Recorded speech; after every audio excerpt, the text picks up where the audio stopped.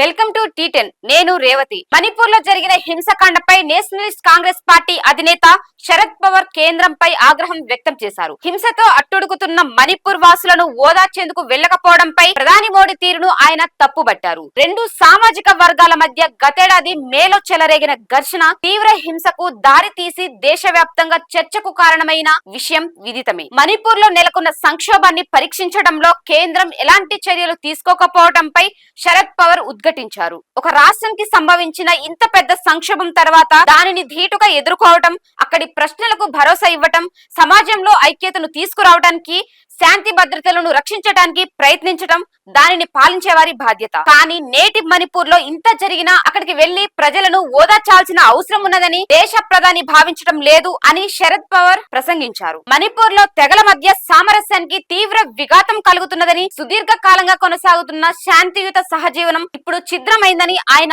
ఆందోళన వ్యక్తం చేశారు. కొద్ది రోజుల క్రితం మణిపూర్ గురించి దేశ పార్లమెంట్ లో చర్చనీయాంశమైంది. మణిపూర్ లోని వివిధ మతాలు, కులాలు, భాషలకు చెందిన వారు మమ్మల్ని కలవటానికి ఢిల్లీకి వచ్చి కలిసి జీవించిన ఈ చిన్న రాష్ట్రం గురించి చెప్పారు. ఇప్పుడు సామరస్యం చెదిరిపోయిందని, మనుషుల మధ్య విభేదాలు పెరిగాయని, వ్యవసాయం నాశనమైందని, ఒకప్పుడు ఒకరితో ఒకరు సామరస్యంగా జీవించిన వారు కూడా వారితో మాట్లాడడానికి సిద్ధంగా లేరని తెలిపారు అని శరద్ పవార్ వివరించారు. ఇది ఇవాల్టి న్యూస్. చూస్తూనే ఉండండి టీ10.